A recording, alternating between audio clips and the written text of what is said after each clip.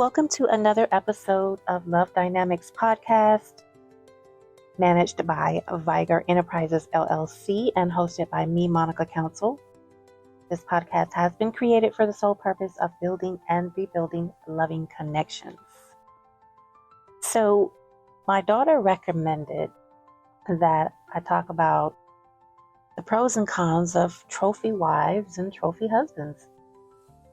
So that's what we're going to talk about today, just briefly, because there seems to be like some type of focus on that nowadays. So when you think about it, and I have to give my honest opinion, I actually think it could be quite gratifying, to be honest, if that's what you want. It's a wonderful choice. Once again, if that's what you want. You may have some consequences that comes along with it. However, I can say that I would feel that some of the positives would be, you have a prestigious lifestyle, you have credible connections, so you're exposed to better opportunities. There's also better benefits for your children, because you're able to create a better lifestyle for your children and be there for them more. But I think that when a lot of people speak on it, they focus more on the negatives of the trophy wife, trophy husband title. So, just briefly, I feel that some of the negatives would be you're viewed as being someone with little substance. But this is mainly because of appearance. If you're labeled as a trophy wife or a trophy husband, of course, people look at you as being a trophy. So you're attractive, especially in the public eye. So when they see you, it's like, okay, well, this is the only thing that this person has going for them, which is not true at all. I feel that many trophy wives and trophy husbands have a lot to offer, but when someone's on the outside looking in, that's kind of the perception that is taken from it. There could also be a power imbalance in the relationship, because you're more dependent. You're more of the dependent partner. So then you could feel controlled, or that your life is being controlled, that is. And as far as a trophy husband,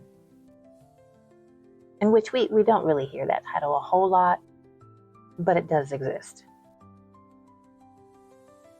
You could possibly feel that there's a depletion of your masculinity, because you're not looked at as a supporter or the head of the household.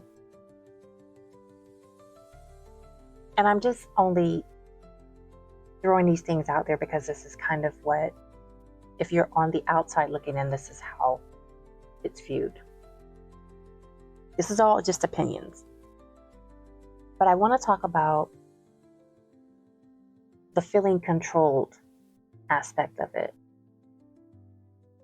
because this doesn't apply to every relationship like this.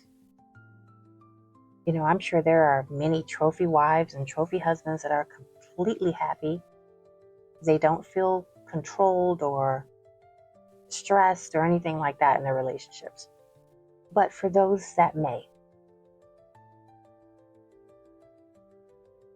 there's a lot of situations that could go on here. Some of the scenarios would be being love bombed all the time. You have a partner who love bombs you so that they can kind of force you back into alignment with them whenever they make a mistake. It's kind of like to compensate for their wrongdoings. Buying gifts compensate for wrongdoings, but it's still a form of manipulation and control. It's actually entrapment that could go unnoticed because you get so used to the after effect of the wrongdoing that you look forward to that. So it's like you forget about what actually happened. The fact of having no independence in the relationship, that actually allows some people to feel like they have to be in a situation that may be even abusive or loveless. And when I say abusive, I'm not always speaking about physical abuse. I'm talking about emotional or verbal. Could be physical as well, but emotional is, it's terrible as well. Keeping up with your appearance because you're a trophy. So this is what you have to do, right? This could be stressful for some. Now, for many people, this is what, you just do anyway. You love keeping up with your appearance. This is what you do on a regular. But for some, it can be mentally exhausting. It could be emotionally draining as well and cause stress.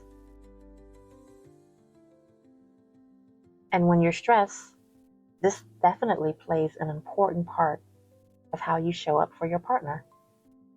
So it does matter. So ultimately, when we enter a relationship, we are expected to adhere to a role, so to speak. So we take on these roles based on the expectations of our partners. It's wonderful when the role comes natural to you, but it isn't comfortable when the role seems required.